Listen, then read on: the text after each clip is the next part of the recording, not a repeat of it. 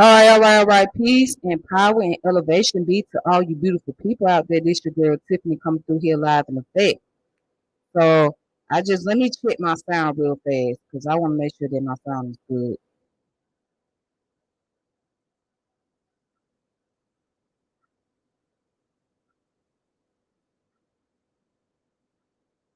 I gotta check my sound.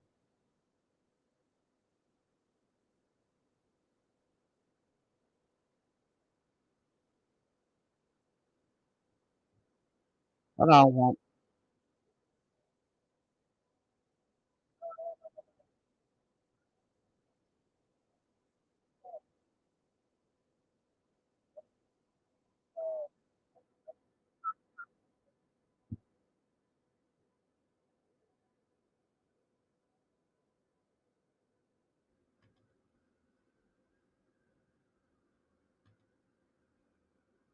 I gotta check my sound.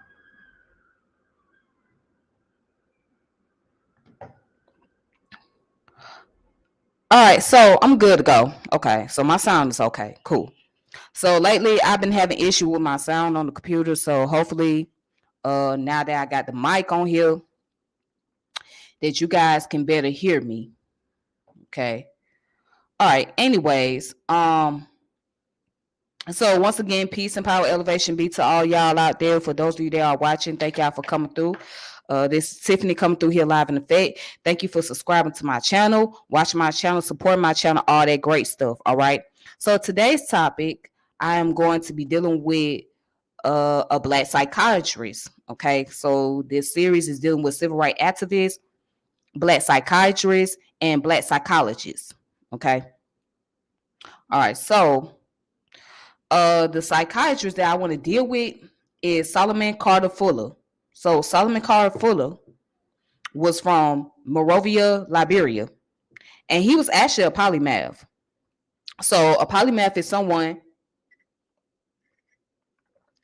who has multiple skill settings. So multiple skill settings such as what he has was neurology, pathology. He was a professor and psychiatry. Okay.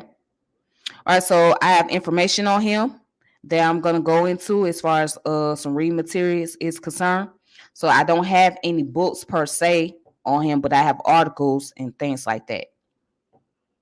So what I'm gonna do is go ahead and get started and make sure you guys once again subscribe and hit the notification bell, share the channel, like the channel, all that great stuff. All right. So hopefully my sound don't go out because lately I've been having sound issues. All right, then let's go ahead and get started.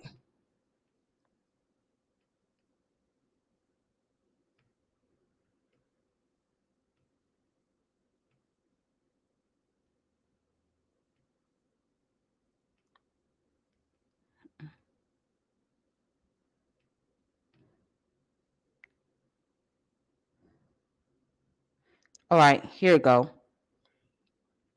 So right here, I'm under. I don't know why it keeps doing that. Right here, I'm under where it says WikiDeck, right? So according to the biography from here, that's a picture of Solomon Carter Fuller. He was born August the 1st, 1872. And he died January 16, 1953. He was a pioneering Liberian neurologist, psychiatrist, pathologist, and professor. All right. He was born in Monrovia, Liberia. He completed his college education and medical degree. Yeah, and medical degree in the United States. All right. So I don't know why this keep popping up. He studied psychiatry in Munch, Germany, then returned to the United States where he returned to the United States, right? Where he worked for much of his career at Westboro State Hospital in Westboro, Massachusetts. All right. So he was born to Americo-Liberian parents that of African American descent. That means that those who came to Liberia as African American, as those who was free, They came over there, so they called them American Liberian people. All right, so his father Solomon had become a coffee planter in Liberia, an official in its government. His mother Anna Ursula, reported as Usella or Ursula. So Ursula James was the daughter of physician and medical missionaries. His paternal grandparents, John Lewis Fuller and his wife, had been slaves in Virginia. John Fuller bought his and his enslaved wife's freedom, and they moved to the city of Norfolk, Virginia. The couple immigrated from there to Liberia in 1852 to a colony set up in West Africa by the American Colonization Society beginning earlier in the century. They helped establish the nation developed by African Americans and liberated African slaves. All right. So Fuller's mother set up a school to teach Solomon and other children in the area. Fuller also studied at the College Preparatory School of Monrovia. He had a keen interest in medicine, given that his maternal grandparents were medical missionaries in Liberia. Fuller moved to the United States to study at Livingstone College in Salisbury, North Carolina, graduating in 1893. Later, he attended Long Island College Medical School. He completed his MD degree in 1897 from Boston University School of Medicine. It was a homeopathic institution open to students of all races and genders. He pursued further research at the Royal Psychiatric Hospital of the University of Munich, Germany, conducting research under Emil Kaplan and Alonzo Alzheimer's. So that's where the Alzheimer disease was named after, Alois Alzheimer. Okay. So it says Fuller spent the majority of his career practicing as neuropathologist at Westboro State Hospital in Westboro, Massachusetts. This is where he completed a 2-year internship in neuropathy prior to. Okay, hold on. I'm trying to take this icon button off here.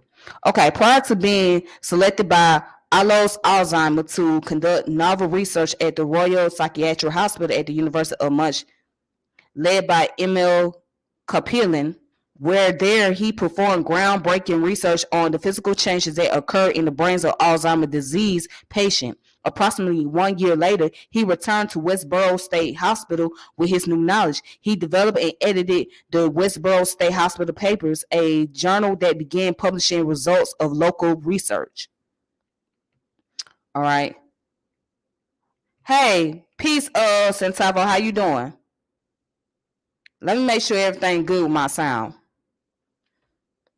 Make sure my sound is okay. Sound quality gotta be on check. Gotta be on point.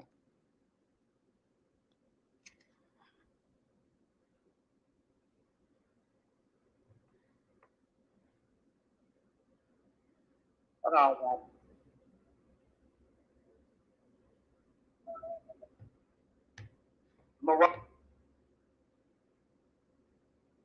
All right, here we go. Reported as Usella or a keen interest in medicine, given that he edited the Westboro State Hospital Papers, a journal that began. Okay, Santava, you said my sound is great, cool, because I've been having trouble with my sound, so that's why I want to make sure that everything is on point. Yeah, I've been having a lot of trouble with my sound system. Okay. So let's see, where did I stop at? Okay, so he worked with Alois Alzheimer, the psychiatrist credited with publishing the first case of presenile dementia while working as a clinical pathologist, right? Fuller noted that amyloid plaques and neurofibrillary tangles may be significant biomarkers. I wish. Damn, why does it keep popping up? Okay, maybe significant biomarkers for the study of Alzheimer's disease separate from arteriosclerosis, all right, which dealing with arteries. So artery sclerosis, then the then assumed cause of disease. Um, dang, Gee, all this stuff is popping up. It's making it hard for me to read this information. Anyways, Fuller worked with patients with chronic alcoholism. Okay, Fuller worked with patients with chronic alcoholism, noting the neuropathology. Noting the neuropathology of the disease. In 1909, Fuller was a speaker at the Clark University Conference organized by G. Stanley Hall, which was attended by such notable scientists and intellectuals as anthropologist Franz Boas, psychiatrist Sigmund Freud, and Carl Jung, philosopher William James, and Nobel laureates Ernest Rutherford and Albert A. Melton. Fuller's seminal publication, a two-part review of Alzheimer's disease, came in 1912 and was the first English translation of the first Alzheimer's case. Many of Fuller's contributions to scientific literature were forgotten for decades, but his discoveries continue to guide. His discovery continues to guide research today. In 1919, Fuller left Westboro State Hospital to join the faculty at Boston University of Medicine. He served as an associate professor until 1933, at which time he left academia after recognizing racial disparities in the salary and promotion process of his time. Upon retirement from academia, however, he received the title of Emeritus Professor of Neurology at Boston University. He continued in private practice as a physician, neurologist, and psychiatrist for many years. So when the Veteran Administration opened the Tuskegee Veterans Administration Medical Center after World War I with entirely black staff, Fuller was instrumental in recruiting and training black psychiatrists for the key position. All right, so I just want to say, peace, everybody. How y'all doing? Peace, peace, peace. I hope everybody's doing okay. What's up, Brother Vinyasa? What's up, Brother Centavo? All right, I'm glad that you're able to hear my sound. All right, so okay, so I'm glad that y'all able to hear my sound. Maybe I need to turn the mic down just a little bit. Okay. All right, so thank y'all for coming through, though. I really appreciate it. Anyways, let's go down to his personal life. So most of his life, Fuller lived in Framingham, Massachusetts, with his wife, the sculptor Meta Roy Warwick Fuller. They had 3 children. After losing his eyesight in 1944, Fuller was unable to continue practicing and passed away in 1953 at the age of 81 due to advanced diabetes and gastrointestinal malignancy. Damn. All right, so these are his legacy and honors. So Dr. Solomon Carter Fuller Mental Health Center, located at 85 East Newton Street in Boston, named after him. And so in the early 1970s, the American Psychiatric Association established a Solomon Carter Fuller Award lecture at its annual meetings. And the Fuller Middle School was established in September 1994. The school is named in honor of Dr. Simon Fuller, a psychiatrist, and his wife Meta Fuller, a sculptor. The Fullers and a pioneering African American family lived on Warren Road near the current location of the Fuller Middle School during the early part of the 20th century. So Dr. and Mrs. Fuller were leaders in their profession and in Framingham community during their lives. The roles they played during their lifetimes serve as model for the students of the school named in their memory. All right. And so that's this information. Now, it's very intriguing because who would ever thought that there was a black man that was behind the research of what we know today as Alzheimer's disease? So for those of you that may not know what Alzheimer's disease is, right? Alzheimer's is a form of dementia That's when your brain go through the process of deteriorating itself, meaning that it pretty much eat itself up. So once your brain starts to shrink or eat itself up, then you start to like develop short-term memory, meaning that you start to lose memory of what's going on in your current state. So you go into that retrospective state. And once you go into that retrospective state, right, that's when you start to develop Alzheimer's. So it's a form of dementia. Okay, it's basically dealing with memory loss. So he was working with two German guys. Okay, and let's go back. One name was Emil Karpelin, and the other one name was Alois Alzheimer. So Alzheimer was named after Alois Alzheimer. Okay, he studied their research, so he was working under these individuals. So if you ever want to know about Alzheimer's disease, look up the history of Alzheimer's disease and look up Solomon Carter Fuller. All right, he was behind that research. Okay, so again, he was a polymath. He did multiple things. He did pathology, right? He did neurology. He was a physician, and he was a psychiatrist. So he ended up leaving Westboro University, or he ended up leaving Westboro Institute because the underpay of African Americans, and that not many black people were being promoted. So he saw that was going on. He said, okay, well, it's time for me to move another route. Let me get up out this field and let me go somewhere. So that's when he started working at the veteran hospital, right, which there was a lot of black staffs at that time. So he was working at the veteran hospital, and he ended up training a lot of black people, black psychiatrists, while they were working there. So again, you'll find out that a lot of our people, especially when it came to the scientific field, they were polymaths. They developed multiple skill settings. So it was important for them to have all these skill settings. All right. So now what we're going to do is look into the work of these individuals. I'm glad that you guys are able to hear my sound. I've been having trouble with my sound lately, so I'm sorry that, if y'all was looking at my previous videos, my sound was so distorted. It was bad. But yeah, thank you guys for coming through. So let's look up some more information, right? Let's zoom in. Okay, so I have some publishing papers right here. This one is called Recognizing African American Contribution to Neurology, the Roles of Solomon Carter Fuller in Alzheimer's Disease Research. Check this out. And then we're going to go down to the introduction. It says, I'm zooming in. Racial inequality remains a considerable problem. And this was written by Amaza Muhammad, by the way, from London, UK.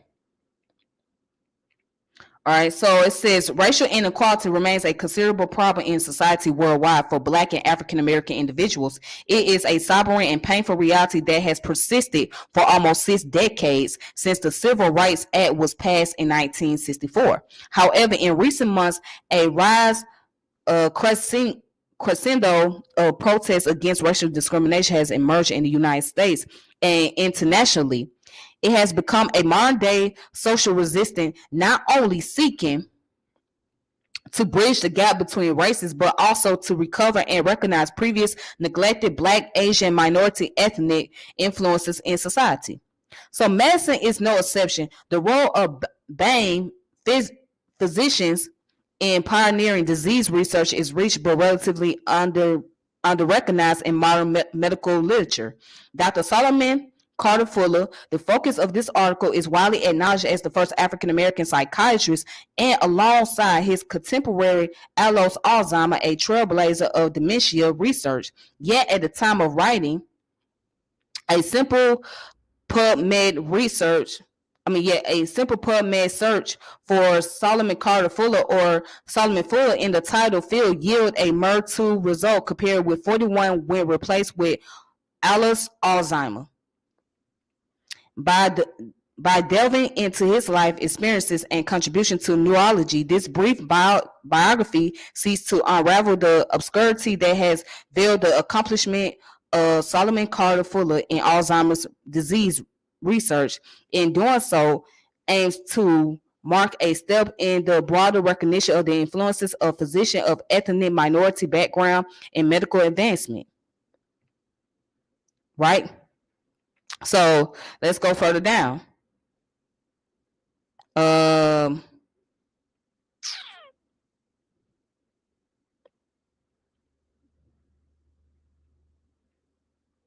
right, so basically this is just going to his biography like I did on Wikipedia, so it just go into the biography of what all he done throughout his life, etc. So there's no need for me to like constantly read that. But let's see what else I could find on this article. So, contribution to neurology. So, Dr. Fuller's contribution to neurology, and more specifically Alzheimer's disease, is understated and more impressive given the odds he faced as an African American, what was then a primary white male-dominated profession. In 1907, following his return from Munch 2 years earlier, Fuller published a case series describing the neuropathological features on autopsy of patients diagnosed with condition including dementia paralytica, if I'm saying it right, or dementia senilicis, and chronic alcoholism. In it, he reported abnormal neuronal appearances and the presence of neurofibrillars in cases of dementia senilicis and dementia paralytica, while also recognizing the influence of Karpelin and Alzheimer in furthering his career in Germany and their input in dementia research to date. All right. So it says 4 years later, in one of the first studies to praise the role of senile plays in aging, Fuller supported Alzheimer's observation in refuting the role of aureosclerosis. Aureosclerosis in plague formation, and questioned the importance of plagues and neurofibrillary pathology as hallmarks of Alzheimer's disease. So just basically, I'm not gonna go any further into this article, but just to show that he has made his contribution in the neurology and in the research of what is known as Alzheimer's disease, and that he has not basically received a lot of credit or recognition for it. So, and that's the case with a lot of African Americans. They don't receive a lot of recognition or credit for the stuff that they have done in the STEM, or what we call today the STEM field. All right. Let me go back and check my sound.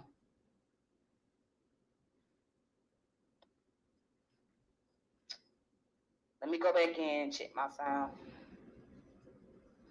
Let me go back and check my sound.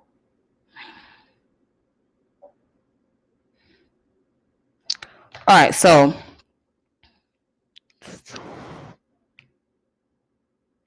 that's that's that information. I mean, you guys can look this up. It's on onlinelibrary.willy.com. Okay, Alzheimer Journal, right? It's called the Alzheimer and Dementia Journal, the Journal of Alzheimer Association. So just look it up.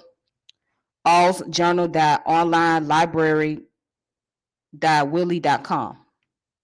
Okay, so this came out on June 19, 2020, and it was accepted on August 11, 2020, but it was revised on August 5th, 2020. Okay, all right, so that's very important, so you can find a lot of information, look it up for yourself, etc.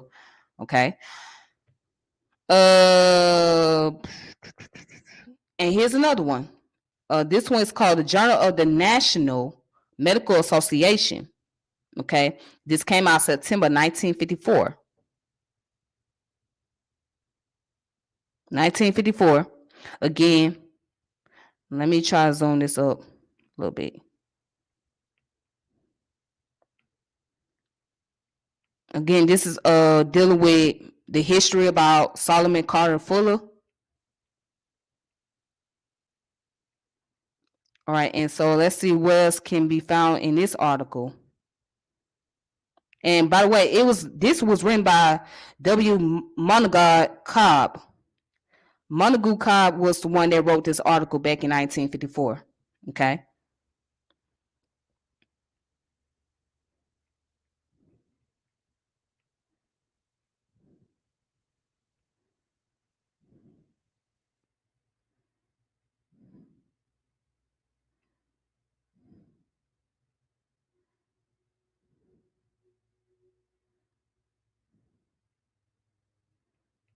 All right, let's see.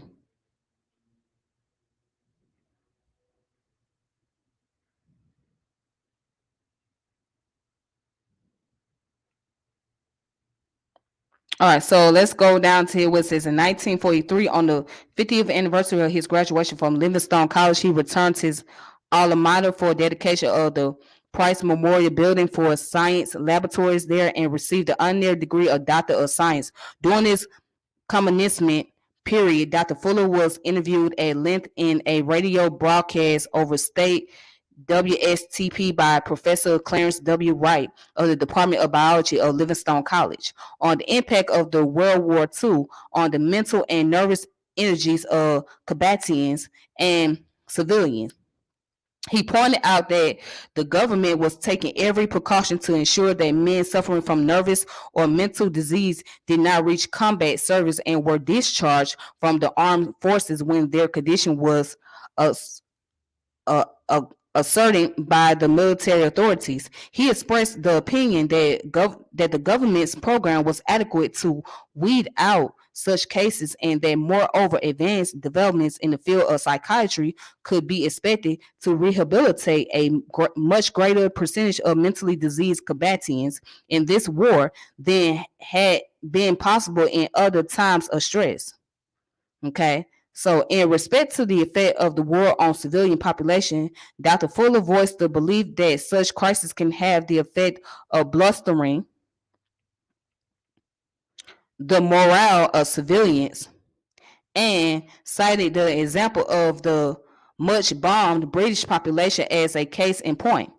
Of course, he said, if bombs should fall in the public square of American cities, a certain mental strain would be the inevitable result. However, I believe that the process of adjustment to such a situation would strengthen the resistance of the public to deterioration in the mental health and would eventuate in a stronger determination to protect their loved ones and their homeland.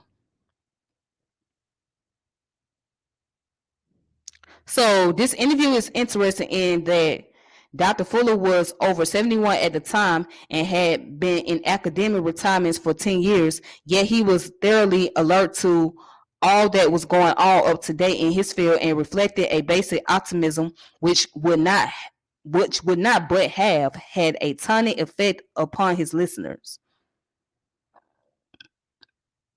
hmm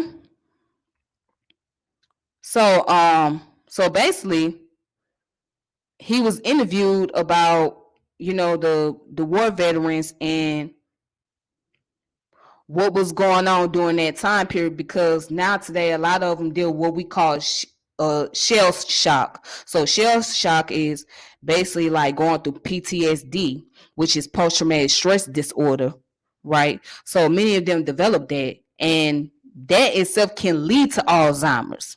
All right, so when you been in combat war, especially if you was on the infantry level, where you was out there in the battlefield, like actually in the field fighting, and you was around all type of tanks or whatever the case may be, that does something to your psyche, right? It brings a lot of flashback.